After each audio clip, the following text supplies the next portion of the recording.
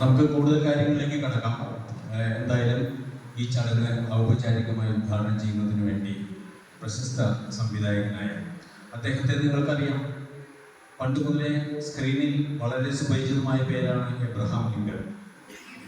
Abraham Lincoln പിന്നീട് layout എന്ന പേരിൽ ഒരുപാട് വാർത്താ വിതരണ രംഗത്ത് വിപ്ലവം സൃഷ്ടിച്ച ഒരു പ്രസ്ഥാനമാണ് ലേഔട്ട്. അദ്ദേഹം പിന്നീട് ചില ചിത്രങ്ങൾ സംവിധാനം ചെയ്തു. രേവതിയെ നായികയാക്കി ചെയ്ത കൃഷ്ണപക്ഷ കിളികൾക്ക് കേരള സംസ്ഥാന സർക്കാരിൻ്റെ പുരസ്കാരം ലഭിക്കുകയുണ്ടായി. പ്രിയപ്പെട്ട ലിങ്കൺ ചേട്ടനെ വളരെ ആദരവോടെ ഈ ഉദ്ഘാടന കർമ്മത്തിലേക്ക് ക്ഷണിക്കുകയാണ്. വലുതായിട്ട് ആൾക്കാരുണ്ട്, ഞാൻ വരുമെന്ന് പ്രതീക്ഷിക്കാം. മീഡിയയുടെ ഈ ഡബിങ് ആക്ടിങ് ആൻഡ് ഡബിങ് പരിശീലനം പരിപാടിയിലേക്ക് അന്നത്തെ ഞാൻ സൗണ്ട് അഭിനയവുമായി അല്ലെങ്കിൽ അഭിനയിക്കുന്ന താല്പര്യമില്ലാത്ത ആളുകൾ കുറവാണ്. സിനിമയിലായാലും സിനിമയിലാണ് ഏറ്റവും കൂടുതൽ അഭിനയിക്കാൻ താല്പര്യമുള്ളത്. ഈ അഭിനയത്തിനോടൊപ്പം തന്നെ പരിശീലനം കൂടി ഉണ്ടെങ്കിൽ. എല്ലാവർക്കും നമസ്കാരം. ഈ പരിപാടിക്ക് പങ്കെടുക്കാൻ കഴിഞ്ഞതിൽ വളരെ സന്തോഷം. പിന്നെ അവാർഡിൻ്റെ സമയത്തൊക്കെ ഒരു ബുക്കിൽ ഇറങ്ങിയിട്ടുണ്ടായിരുന്നു 2014. അതിൽ ഒരു വരി ഞാൻ നോട്ട് ചെയ്ത് വെച്ചു. ശബ്ദത്തിൻ്റെ തനിമ ഒട്ടും ചേരാതെ സന്നിവേശിപ്പിച്ചതിന് എന്ന് പറഞ്ഞിട്ട് ഒരു വരി. അതിൽ നമ്മളൊരു കാര്യം മനസ്സിലാക്കിയെന്ന് വെച്ചാൽ നമ്മൾ അഭിനയിക്കുന്നു, ഓക്കെ, അത് ആ ക്യാരക്ടർ തന്നെ ആ വ്യക്തിയെ ഡബ് ചെയ്യുമ്പോൾ നമ്മൾ ഒരു രജിസ്ട്രേഷൻ ഉണ്ടാക്കി നിൽക്കുകയാണ് വോയിസ്. അപ്പോൾ നിങ്ങൾ അഭിനയിച്ചറിയാതെ ആളുകൾ ഡബ് ചെയ്തു, അങ്ങനെയൊക്കെ ഒരു മോഡല് പലപ്പോഴും പല ആൾക്കാരും നിങ്ങൾക്ക് വേണ്ടി ഡബ് ചെയ്യുമ്പോൾ നിങ്ങളുടെ ശബ്ദത്തിനോ അഭിനയത്തിനോ ഒരു രജിസ്ട്രേഷൻ നടക്കും. അപ്പോൾ എപ്പോഴും നമ്മുടെ ശബ്ദം നമ്മൾ തന്നെ കൊണ്ടുവരാൻ മാക്സിമം ശ്രമിക്കുക.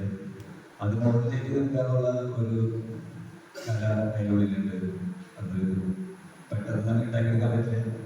നമ്മൾ പതുക്കെ ഗ്രാജുവലി അത് റെഡി ചെയ്ത് പലതവണ ചെയ്യുമ്പോൾ ഒരു തവണ ശരിയാവുമ്പോൾ പറയുന്ന പോലെ. അപ്പോൾ ഇവിടെ എത്തിയ എല്ലാവർക്കും എൻ്റെ ആശംസകൾ. പ്രത്യേകിച്ച് ഡിസൈൻ മീഡിയയുടെ പ്രവർത്തനായ ജോൺസൺ സാറിനും എൻ്റെ പ്രിയപ്പെട്ട സുഹൃത്തുക്കളെ, ഞാൻ ഈ ചടങ്ങിലേക്ക് വരുന്നതിന് മുമ്പ് തന്നെ ജോൺസോട് ഞാൻ പറഞ്ഞിരുന്നു, ഒരു കാരണവശാലും എന്നെ സ്റ്റേജിൽ വിളിച്ചിരുത്തരുത്. കാരണം ഞാനിപ്പോഴും സിനിമ പഠിച്ചുകൊണ്ടിരിക്കുന്ന ഒരാളാണ്. അതുകൊണ്ട് എനിക്ക് അതിനെക്കുറിച്ച് പഠിക്കാൻ വേണ്ടിയിട്ടാണ് ഞാൻ വന്നതാണ്. പക്ഷേ ഇവിടെ വന്നപ്പോൾ ഇങ്ങനെയോട് ഏറ്റവും വലിയ ചെയ്ത ദ്രോഹമാണ് എന്നെ പിടിച്ച് സ്റ്റേജിൽ ഇരുത്തുന്നത്. ഞാനും ലിങ്കനും എബ്രഹാം ലിങ്കനും PG ജോൺസനും ഒക്കെ ഒരു കാലത്ത് ചലച്ചിത്ര പത്രപ്രവർത്തകരായിട്ട് ഒരേ സമയത്ത് വന്ന ആൾക്കാരാണ്. ഇപ്പോൾ സംസാരിച്ചുകൊണ്ടിരിക്കുകയാണ്. ആക്ടറിന് മുമ്പ് ഒരു സംഘടന ഉണ്ടാക്കി ഞങ്ങളുണ്ട്. പക്ഷേ ഞാൻ സംഘടന മറ്റേ താമസിക്കാതെ നിങ്ങളെ കളിയാക്കി വിളിച്ചു. PRO യൂണിയൻ എന്ന് പറഞ്ഞ് കളിയാക്കി വിളിച്ചുകൊണ്ട് നിങ്ങളെ യൂണിയൻ വേണ്ടെന്ന് വെച്ചു. അപ്പോൾ അക്കാലത്ത് തുടങ്ങിയ സൗഹൃദമാണ്. അതിനകത്ത് സന്തോഷം എന്ന് വെച്ചാൽ ഈ ഞങ്ങളെല്ലാം പിന്നീട് കാര്യം പറയുന്നു, ട്രാക്ക് പറയുന്നൊക്കെ പറയാം. ഞങ്ങൾ സിനിമ ചില സംവിധായകരായി, ചിലർ ക്യാമറമാരായി, ചിലർ നിർമ്മാതാവായി, അങ്ങനെ സിനിമയുടെ വിവിധ മേഖലകളിലേക്ക് ഞങ്ങൾക്ക് എത്തിച്ചേരാൻ പറ്റി. അങ്ങനെ ഞങ്ങളുടെ ഒരു സുഹൃത്ത് സംഗമം എന്ന നിലയിലേക്കാണ് ഞാനിവിടെ വന്നത്. അപ്പോൾ ഞാൻ പ്രത്യേകം പറഞ്ഞിരുന്നു, എൻ്റെ പേരിൽ തന്നെ ആശംസകൾ പറഞ്ഞിട്ട് ആശംസകൾ പറഞ്ഞിട്ട് കാര്യമില്ല. ലിങ്കൻ പറഞ്ഞ പോലെ ഇതൊരു സൗജന്യമായതുകൊണ്ടായിരിക്കും ഒരു പക്ഷേ നാളെ തീരെ കുറഞ്ഞു പോയെന്ന് തോന്നുന്നു. തീരെ കുറഞ്ഞില്ല, എന്നാലും ഇത്രയും അത്യാവശ്യത്തിലൊക്കെ ദിവസം പ്രതീക്ഷിച്ചെന്നല്ലേ. ഞങ്ങളിപ്പോൾ ഈ അടുത്ത കാലത്തൊരു തിരക്കഥാ ശില്പശാല റൈറ്റേഴ്സ് യൂണിയൻ നടത്തി. 60 പേരെയാണ് ഞങ്ങൾ പ്രതീക്ഷിച്ചത്. 120 പേരോട് ഞങ്ങൾ കഷ്ടപ്പെട്ട് അഡ്മിഷൻ നടത്തി. കാരണം 1 ലക്ഷം രൂപയായിരുന്നു എൻ്റെ ഫീസ്. എന്നിട്ട് വിദേശത്തുനിന്ന് വരെ ആൾക്കാരുണ്ട്. അപ്പം ഞാൻ പറയായിരുന്നു, ഈ ഫ്രീ ആയിട്ട് മനുഷ്യൻ എന്ത് കൊടുത്താലും തൃപ്തി ഉണ്ടാവില്ല.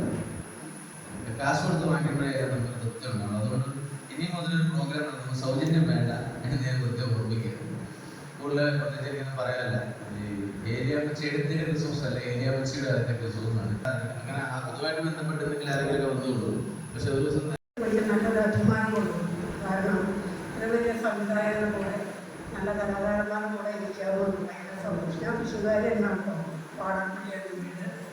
കാരണം ഒരുപാട് ഓർമ്മകൾ തന്നെ പറയാതിരിക്കാൻ പറ്റില്ല. ഒരുപാട് ഓർമ്മകൾ തന്നെ ക്രിസ്മസ് സ്റ്റഡി സ്പോർട്സിലെ കലാരംഗത്ത് പിന്നെ വലിയൊരു പ്രവർത്തിക്കുന്ന ആളുകൾ. പക്ഷേ എനിക്ക് അഭിമാനം എന്ന് പറഞ്ഞാൽ ഈ പേജ് ഭാഷ നമ്മുടെ ദിവസം പക്ഷം ഉണ്ടല്ലോ ഗാന്ധമായിരുന്നു അദ്ദേഹത്തിൻ്റെ ബയോഡാറ്റ ഉണ്ട് 2-3 പേജാണ്.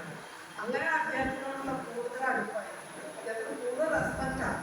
കാരണം പറയുമ്പോൾ അദ്ദേഹത്തിന് ഇത്ര എത്രയോ നോവലുകൾ, അതുപോലെ യാത്ര വിവരണങ്ങൾ, അതേമാതിരി അദ്ദേഹം അറസ്റ്റ് ഒരു നോവലുണ്ട് തീർച്ച നോവലുണ്ട്. അദ്ദേഹത്തിൻ്റെ കാലഘട്ടത്തിൽ 20-25 വയസ്സിലൊക്കെ അയാൾ വീട്ടിൽ നിന്ന് അച്ഛൻ്റെ അമ്മയുടെ കൂടെ അറസ്റ്റ് വെച്ചൊരു വ്യക്തിത്വമാണ്. കാരണം ഇദ്ദേഹം കന്നഡ കമ്പറ്റിക്കാരൻ ഞങ്ങളുടെ നന്മാർ പറയാനേ പറ്റില്ല, അതൊക്കെ യോജിച്ചുള്ളപ്പോൾ മൂപ്പരുടെ സൈഡിൽ ഇരിക്കുകയാണ്. അപ്പോൾ എനിക്ക് തോന്നി ഇയാൾ എന്തൊരു സംതിങ് ആണ്. അദ്ദേഹത്തിൻ്റെ ബയോഡാറ്റ ഞങ്ങളുടെ അവിടുത്തെ യൂണിവേഴ്സിറ്റിക്ക് മേടിച്ചിട്ടുള്ളൂ. ഞാൻ വായിച്ചത് ഇത്രയും ഞാൻ കല്യാണം 10-12 വർഷമാകുന്നുണ്ട്. അദ്ദേഹത്തിന് പരിചയപ്പെടാൻ ഭയങ്കര കഷ്ടമാണ്. ഇപ്പോൾ കാണുന്നവരല്ല എഴുതിക്കൊണ്ടിരിക്കുമ്പോൾ എന്തോർക്ക് എഴുതി വെച്ചിട്ടുണ്ട്. അദ്ദേഹത്തിനെ പറ്റി നമ്മൾക്ക് അറിയില്ല, വെറും ടാമാക് പോയിന്റ് ആളൊന്നും അറിയില്ല. പക്ഷെ എനിക്ക് അദ്ദേഹത്തെ പറ്റി പറയാതിരിക്കാൻ പറ്റില്ല, ഈ വേദിക്ക് പറയാൻ പറ്റുള്ളൂ. കാരണം അദ്ദേഹത്തിന് ശരിക്കും ഉപയോഗിക്കണം. അദ്ദേഹത്തിൻ്റെ കല വളർന്നിട്ടില്ല. ഈ കേരള അഖിലേന്ത്യ വളർത്താനും കഴിവുള്ള വ്യക്തിത്വമാണ്. കാരണം ഞങ്ങളുടെ ഭാഷത്തിൽ പെട്ടത് പെട്ടെന്ന് ബസ്സിൽ 4 വഴിച്ചാണ് സെക്രട്ടറി അയച്ചെടുക്കുക. അപ്പോൾ ഇങ്ങനത്തെ നിമിഷകവി കൂടിയാണ്. നിങ്ങൾ ഈ കലാകാരന്മാർ അദ്ദേഹത്തെ ഉപയോഗിക്കണം. അതേപോലെ വ്യക്തികളുടെ പ്രിയപ്പെട്ട ബഹുമാന്യനായ കലാകാരന്മാരുണ്ട്. അദ്ദേഹത്തിന് നിങ്ങൾ വെറുതെ എത്തുന്ന അദ്ദേഹത്തിന് പണി കൊടുത്തുകൊണ്ടേയിരിക്കണം എന്ന് മാത്രം പറഞ്ഞുകൊണ്ടു ഈ ആക്ടിങ് ആൻഡ് വോയിസ് ആക്ടിങ് വർക്ക്ഷോപ്പിൽ വന്ന എല്ലാവർക്കും ഇവിടെ പങ്കെടുത്ത എല്ലാവർക്കും എൻ്റെ പേരിലും ഈ സംഘടന പേരിലും അഭിവാദ്യം നടത്തുന്നു. നന്ദി, നമസ്കാരം.